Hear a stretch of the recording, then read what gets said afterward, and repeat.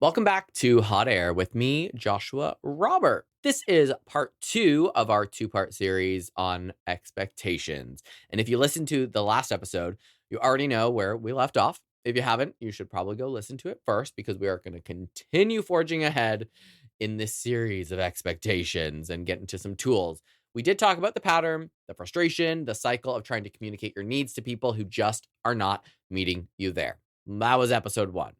Now, we're shifting into what actually changes things. This episode is about the turning point. It's about the moment where you stop trying to force a different outcome and you start seeing people as they really are.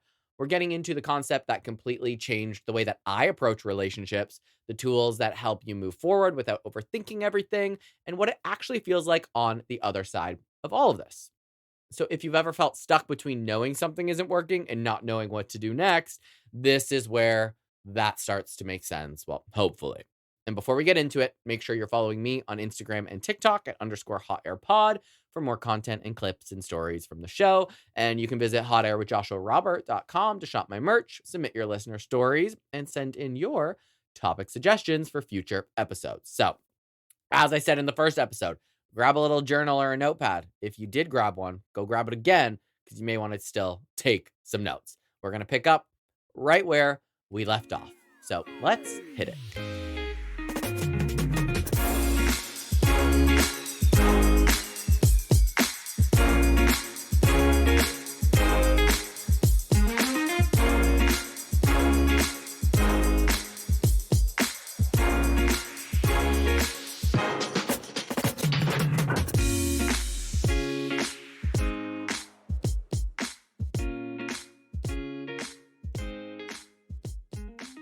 Part 4, Radical Acceptance.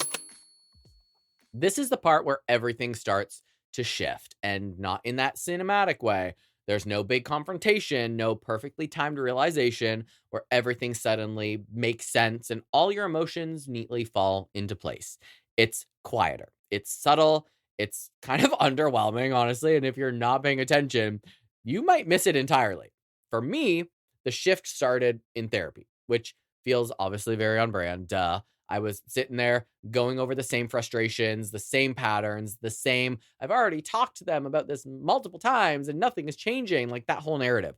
At this point, I was still very much focused on the other person, what they were doing, what they weren't doing, how they could do better, how I could get them to understand. The entire conversation was centered around them. At some point, my therapist introduced the concept of radical acceptance. And at first, it sounds like one of those phrases that gets thrown around a lot, but doesn't really mean anything in practice. It almost feels like a softer way of saying, just deal with it, or something that people are going to print on a fucking t-shirt, which I was not interested in hearing. There was resistance right away. The idea of accepting something that was actively frustrating or hurting me did not feel empowering. It really felt like settling. And my friends had been telling me about this previously. One of my best friends, Natalie, would always be like, you just have to accept people for what they are. They're never going to do what you want them to do. And I was like, so I'm just supposed to lower my expectations, lower the bar, just let them treat me poorly. But that's not what that radical acceptance or just acceptance really means. So I felt like I was settling, but that initial reaction is very important because it highlights that common misunderstanding. Acceptance does not mean approval. It does not mean that you're okay with what's happening. It does not mean that you agree with how someone is treating you. It simply means acknowledging reality as it is without trying to argue with it or reshape it or pretend that it could be something else. That is very important, and that distinction really changed everything.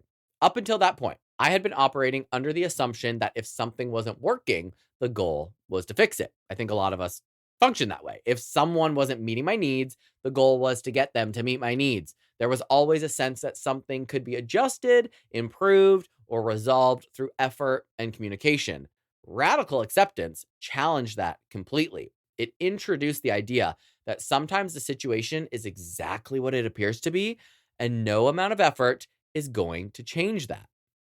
Sitting with that, good God, uncomfortable. It requires you to let go of control in a way that feels so unnatural, especially if you're used to being proactive and communicative and solution oriented. It asks you to stop trying to influence an outcome and instead just observe it honestly. And that's where the real work begins, because it would be great if it ended there. Woo, radical acceptance, but there's way more to it. Looking at someone as they are, not as they could be or as you wish they were, requires a level of honesty that feels almost harsh at first. It means paying attention to patterns, not promises. It means valuing consistency over intention. It means acknowledging that who someone is on a daily basis matters more than who they are in small, isolated moments. That's where the concept of right now becomes important. Radical acceptance is not about predicting the future or deciding that someone will never change. It's about recognizing who they are right now in this current moment based on their current behavior. That clarity removes a lot of the confusion that comes from focusing on potential. Potential is seductive, potential is hot. It allows you to imagine a different version of reality and one where everything aligns and the relationship functions the way you want it to be. That version might not be entirely unrealistic, but it's not what you are currently experiencing. Radical acceptance brings you back to what is actually happening, not what could happen. Once that shift starts to take place and you absorb it, something interesting happens internally. The constant mental negotiation begins to quiet down. There's less analyzing, less overthinking, less imaginary conversations with yourself, less trying to decode someone else's behavior. The situation becomes simpler, if not a little bit easier. And instead of asking, how do I get them to understand me? The question becomes, what are they consistently showing me? That question has a much clearer answer, and it's usually one that has been there all along. That answer has not changed. There's a moment where it clicks in a very grounded, practical way. It's not emotional, it's not observational. You just start to notice patterns without immediately reacting to them. You see the same behavior play out, but instead of feeling surprised by that behavior or frustrated, there's just a sense of recognition. That recognition is where acceptance starts to take root. Being surprised by the patterns is wild. You shouldn't be surprised by someone not returning your call when they've never returned your call. Now, it doesn't erase the disappointment. It doesn't suddenly make everything feel okay. What it does is remove the element of shock and confusion. The situation stops feeling unpredictable. It becomes something that you understand, even if you don't like it. That understanding creates space. Without the constant push to change the situation, your energy is no longer being directed outward. It starts to come back to you. That shift in focus is subtle but powerful. Instead of investing energy into trying to change someone else, you begin to consider your own role in the dynamic, not from a place of blame, but from a place of awareness. You start to ask different questions. What am I expecting from this person? Are those expectations aligned with what they have consistently shown me? And if not, why am I still holding on to them? And why am I still asking them to do something different? Those questions lead to a deeper realization, which is that a lot of the frustration wasn't just coming from the other person's behavior. It was coming from the gap between what was happening and what I expected or wanted to happen. Closing that gap doesn't require changing the other person. It requires adjusting your expectation. And that adjustment can feel like a loss at first. It can feel like you're giving up, like you're lowering the bar, or you're settling for less than you think that you deserve. And in reality, it's more accurate to say that you're aligning your expectations with reality. You're no longer asking for something that hasn't ever been offered to you. There is a certain kind of relief that comes with that alignment. It's definitely subtle but noticeable. The tension starts to ease. The constant cycle of hope and disappointment begins to slow down. There's less emotional whiplash, less back and forth between this could work and this isn't working, and everything becomes a little bit more steady, far less roller coaster ride-ish. That steadiness creates a foundation for the next phase, which is where you start to make decisions based on this new understanding. Acceptance is not the final step. It's the turning point. It's what allows you to move forward in a way that is grounded in reality instead of driven by hope and fantasy alone. And this is also where personal responsibility comes into the picture in a more meaningful way. Accepting someone as they are doesn't mean you have to keep engaging with them in the same way.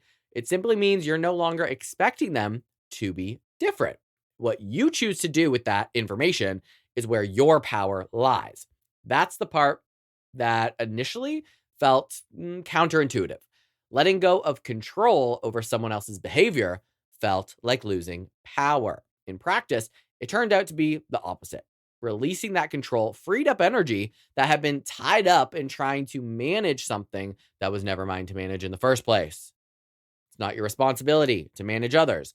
That energy could be redirected towards something more useful, like this podcast, which is figuring out how I wanted to show up and move forward. What boundaries needed to be adjusted. I figured out what expectations needed to shift, what role this person realistically played in my life instead of the role I wanted them to play. And those answers didn't come all at once. They developed over a long time, over a year.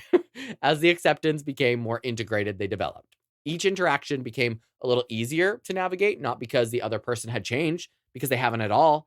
Really, none of them have, but because my expectations were no longer misaligned with reality and what those people are capable of doing.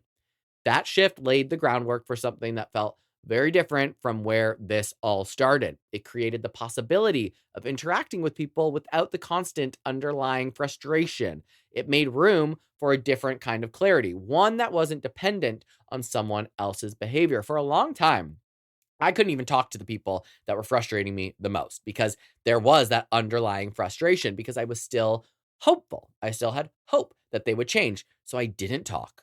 I didn't FaceTime. I didn't call. I barely even text. Very rarely, like months would go by because I was like, how can I have a normal conversation when I'm wanting them to be different? And it felt not genuine. It felt like I was being fake if I wasn't talking about those deeper rooted things, which is why I stopped talking to people, a lot of people, for a very long time. And it wasn't until I started letting go of that control, noticing the patterns, analyzing the data, realizing that I needed to live in reality and lower that bar and lower those expectations I was able to finally be like, okay, I can have a little bit of a normal conversation, but like, you got to get to that point where you're not misaligned with reality. And from that place, the next step becomes a lot more practical. It's no longer about understanding the concept. It's about applying it. It's about figuring out what this looks like in real life, in actual relationships, in day-to-day interactions. Like once you've kind of got over that hump and that speed bump and that roller coaster ride has slowed down, like where do you go, right? That is where the tools come in. Because once you see things clearly, the question naturally becomes what to do with that clarity. The hell do I do with it? And obviously, that's exactly where we're going to go next. Part 5, how to move forward.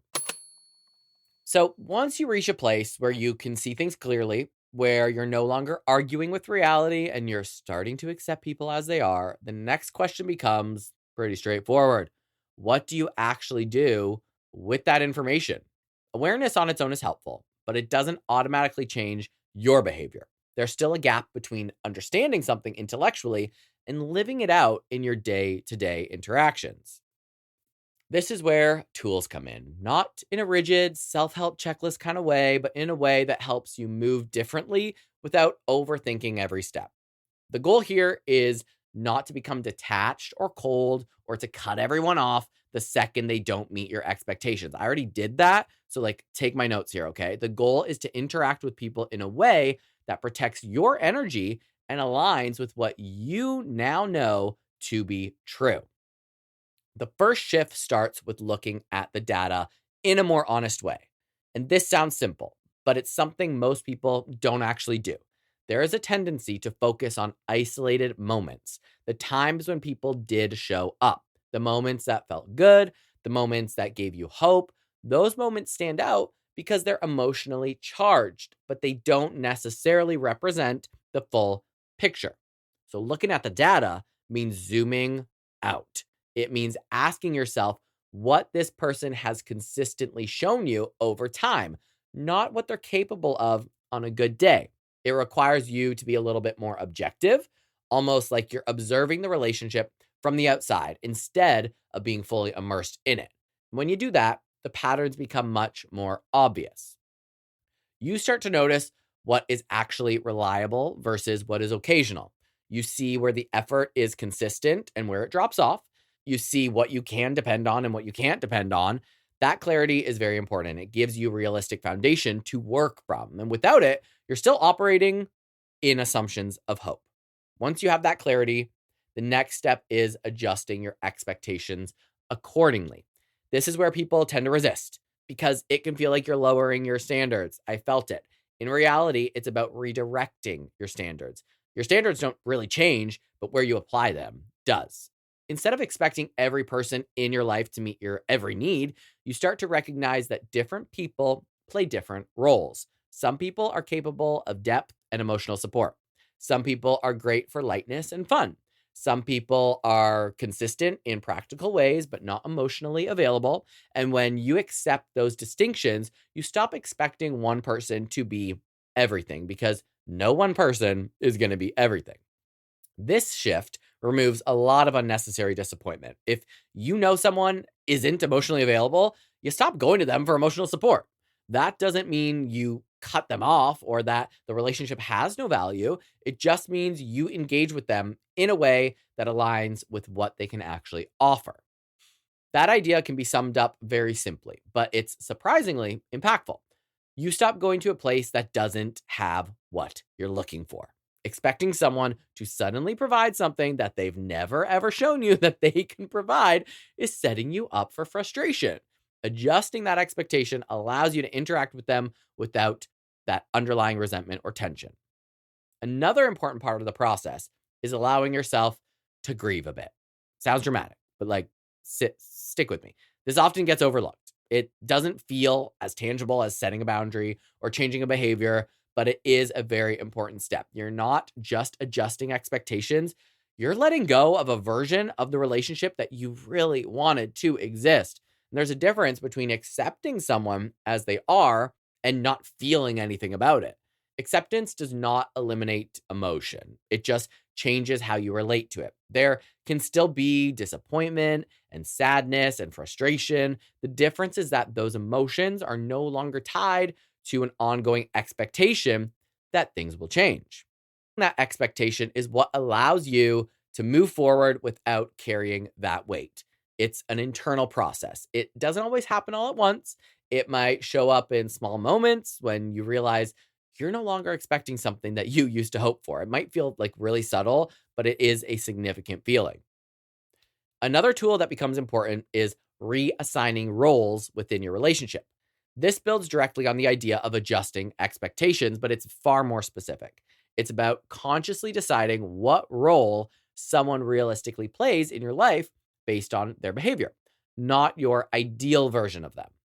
This can be as simple as recognizing that someone is a great friend to go out with and have fun with, but not someone you go to for those deeper conversations. It can mean understanding that a family member is someone you keep things surface level with because deeper interactions tend to lead to frustration. These adjustments are not punishments, they are alignments. Making these distinctions allows you to preserve parts of the relationships that do work without constantly pushing for the parts that don't. It creates a sense of balance that was not there before because when you're no longer trying to force the relationship into a shape it doesn't naturally take, then the frustration just naturally goes away. Boundaries, hello, my fave, also come into play here, but not always in the way that people think. There's a common idea that boundaries need to be announced and explained and agreed upon in order to be valid. In reality, many boundaries are simply changes in your behavior. You don't always need to sit someone down and declare a boundary for it to exist. I don't do that anymore. Sometimes it's as simple as not engaging in the same way that you used to. It's choosing not to have certain conversations, not to share certain information, not to rely on someone for things that they have shown you that they cannot handle. These shifts can be quiet, but they are effective. They allow you to protect your energy without turning every change into a confrontation. In some cases, a direct conversation is necessary, especially if the dynamic is more involved, like a romantic relationship. But in many situations, changing your own behavior is enough to completely shift the dynamic overall. Another tool is redirecting your needs to the right places. Letting go of the expectation that one person will meet a specific need creates space to find that need fulfilled elsewhere. These tools are very similar, but they're different ways of going at them. So, this might mean leaning more into relationships that are already aligned with you, or it might mean building new ones. It also means being honest with yourself about what you actually need rather than minimizing it to make a situation more comfortable. When you stop trying to force the wrong people to meet your needs, you free yourself up to seek out environments and relationships and people where those needs are naturally met. It's hard to let go of people, but this is also where things start to feel lighter. The energy that was previously spent trying to change someone else becomes available for something else entirely. It can be redirected into relationships that feel more reciprocal, into personal growth, into things that actually add value instead of draining it. It's like if you're holding on to your ex, they're holding a space of your energy, and you're not going to find a new romantic partner until you've let go of that. You have to make space for things that fit with you and let go of the things that don't fit with you that are taking up space already unnecessarily. And like none of these tools are about cutting people off or making dramatic decisions overnight, right? I did that. And that's not what these tools are about. They're about small, consistent shifts in how you engage. And if you want to cut people off, go for it, right? Like there's some people that you don't need. You simply do not need them. You're only forced to be with them because perhaps they're family, or you went to high school with them and you've been friends for 20 some odd years, depending on how old you are, aging myself here. But you don't owe anyone anything. If they no longer fit in any capacity, then like, bye-bye, they have to go.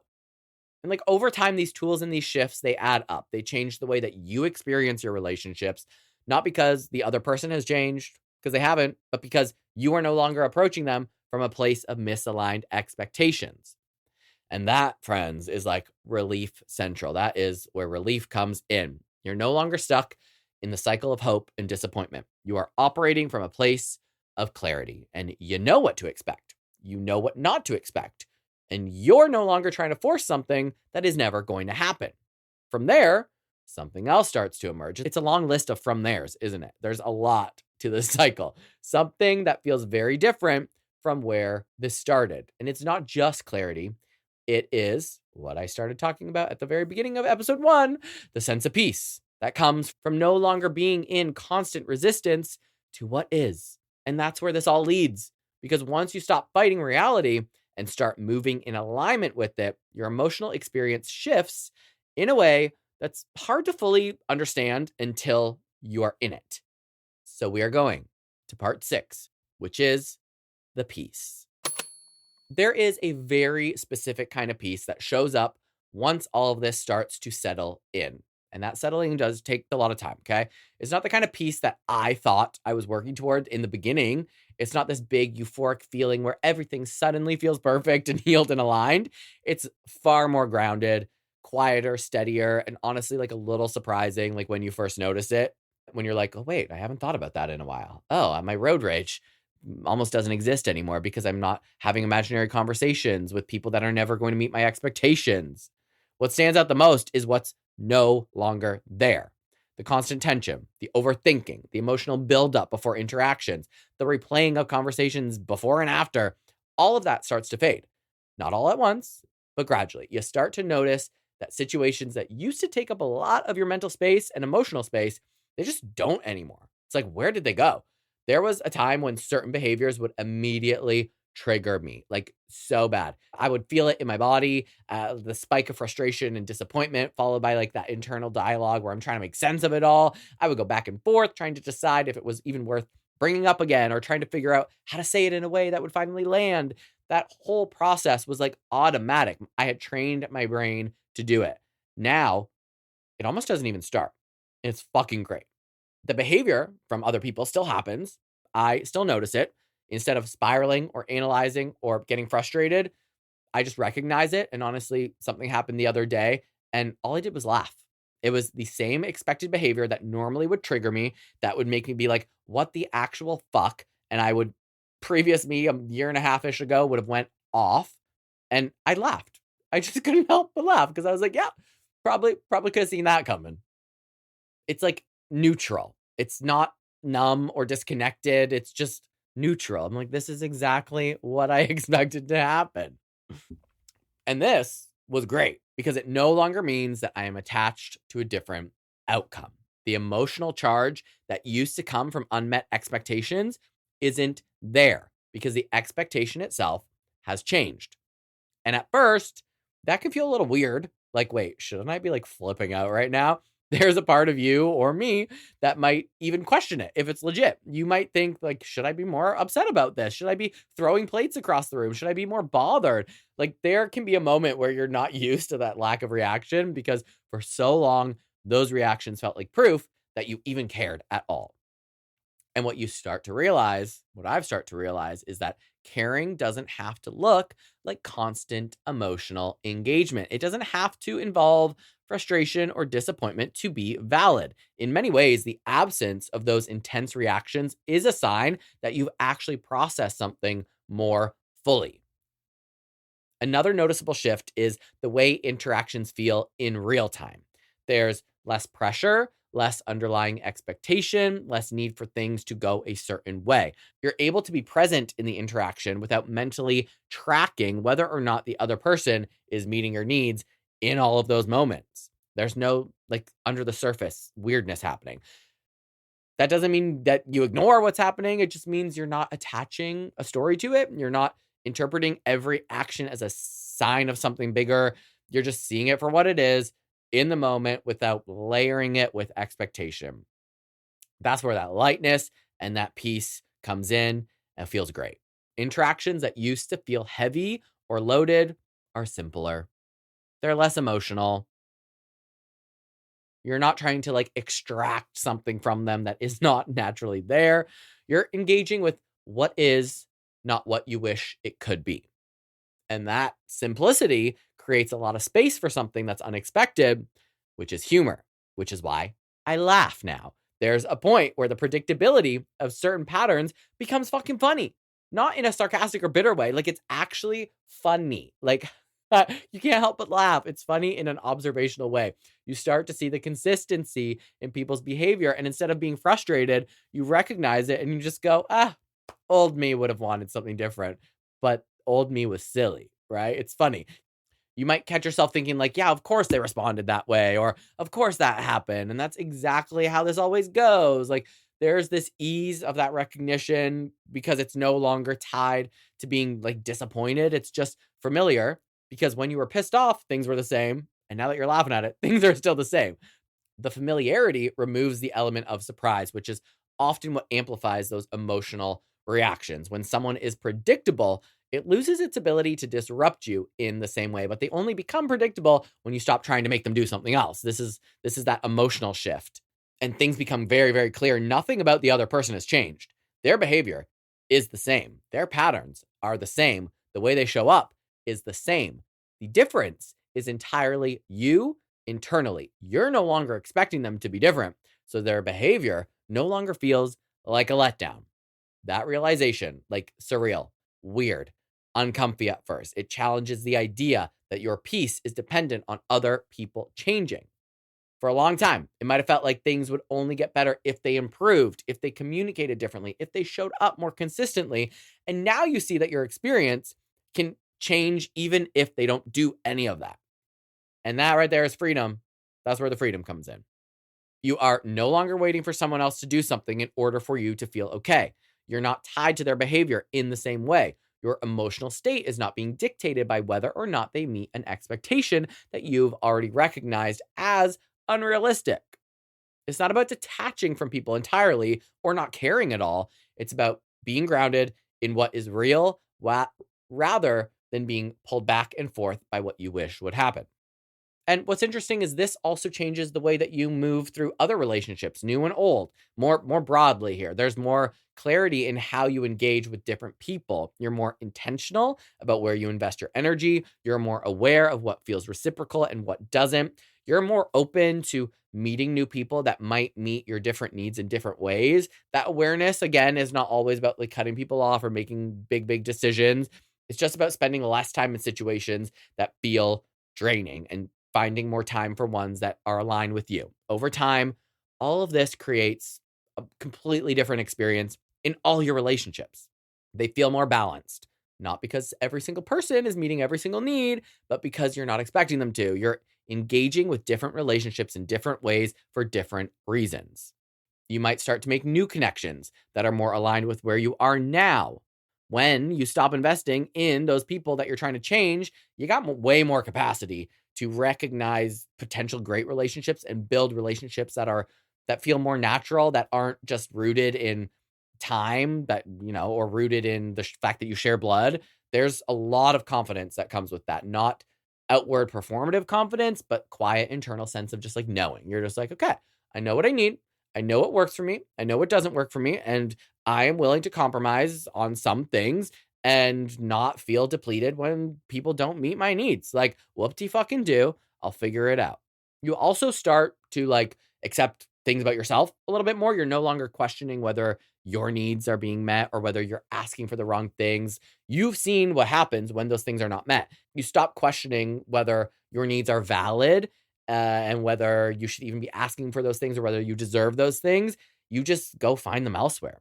That clarity reinforces the understanding that your needs are important and they are valid. The issue was never that you were asking for too much. It was that you were asking someone who simply could not provide it. That's going to take away your self-doubt. That self-doubt builds up over time, but realizing that you're allowed to ask for whatever the fuck it is that you want. Some people just can't give it to you, and that's fine. Like, get rid of that self-doubt. Instead of internalizing someone else's limitations as a reflection of your worth, you are able to see them as separate. Their inability to meet your needs is not a statement about you. It's a reflection of where they are. This allows you to maintain your sense of self without constantly adjusting it based on someone else's behavior. All of this adds up to a different kind of emotional baseline. Things feel steady, less fluctuation between high hope and deep frustration, less intensity in situations that used to feel very overwhelming. There's consistency in how you experience your relationships, even if the relationships themselves haven't changed. And I mean, haven't changed as in the person hasn't changed that much, but your relationship has, the dynamic will change a bit. And this isn't about everything being perfect. It's not about not being in constant conflict with reality. It's about moving through your life without that underlying friction that comes from expecting things to be what they never will be. So listen, once you experience that, it becomes very clear why trying to force people to change was never the solution. The solution was never out there. It was here, in the shift, in this acceptance, in the willingness to see things clearly and adjust accordingly. That is what creates the peace. And once you have it, that peace, you don't really want to go back. No, thank you. At the end of all of this, the biggest shift is realizing that your peace was never dependent on someone else changing. Your peace comes from seeing people clearly, accepting that they've consistently shown you, and choosing to move in a way that aligns with that reality. It's not about lowering your standards or caring less. It's about placing your energy where it's actually going to be met. Again, you're not asking for too much. And frankly, you never were. You were just asking the wrong person. When that clicks, everything feels lighter. The overthinking quiets down, your frustrations, they fade, and you start to move through your relationships with a level of clarity that makes everything else easier. And perhaps you were the one that could offer yourself what you needed all along. And I would also just like to say, because these two episodes were very important to me in the sense that like these are real things that I've experienced that almost my entire therapy journey has really been about. And there are some relationships, while I've kind of lowered my standards back to reality, there are some relationships that I no longer have, that I have let go of. And I am okay with that, because when my bar was lowered and that bar was just at the level of general basic respect and I wasn't receiving that, then no, you no longer have a place in my life. That is my boundary. But when I lowered my bar and realized, okay, well, some of these people are not going to be able to meet or match the expectations that I have, but I know that they still have the ability to respect me, then like, okay, I can maybe nurture that relationship. It will become something different. Every relationship, every single solitary one, all of my friendships, all of my relationships with my family, romantic relationships are completely different after this last year and a half of therapy. So expecting that peace and for things to feel the same, for me anyway, that's not really the way it goes. That peace that I found within myself also resulted in every dynamic and relationship feeling different. Sometimes in, ways that don't feel great, sometimes in ways that do feel great. Sometimes those relationships no longer exist. Sometimes those relationships feel a little bit watered down. Sometimes those relationships feel amazing and better and the communication is wonderful. There's a lot of change that happens when you're on that journey to find peace. So just don't expect for it to happen overnight. I think sit down, look at your relationships, see what you need from certain people, look at the data. Are they able to give you that? Maybe person A won't be able to give you what person B will, but person C can. And then you start to decide how you want to communicate that. You set the boundaries for yourself. Maybe you start calling less. Maybe you do try to open up and you haven't tried to have those important conversations yet. Give them an opportunity to change, but don't keep giving them opportunity over opportunity or opportunity after opportunity after opportunity, because people will show you exactly who they are, and trust them when they show you who they are. You are more important. Your peace is more important than trying to make people meet you where you wish that they would be when they simply can't. If he wanted to, he would. That's not true. If he wanted to, maybe he does, but he's just not fucking capable. So, if this episode resonated with you, make sure you're following me on Instagram and TikTok at _hotairpod, and head over to my website, hotairwithjoshuarobert.com, to shop my merch, submit your listener stories, and send in your topic suggestions. And share this episode with somebody who you think maybe could either use the reminder that they need to, maybe let go, move along, stop trying to change people. Or perhaps there's somebody, this might be your last ditch effort where you're like, I've tried to communicate this with you and you're wondering why I'm cutting you off. Maybe send this to them too, and they might get the hint. So thank you for being here. Thanks for listening to Hot Air. Thank you for, keeping my downloads going up every month. I'm like so excited that I keep looking at the analytics and we just keep growing. It's such a great feeling.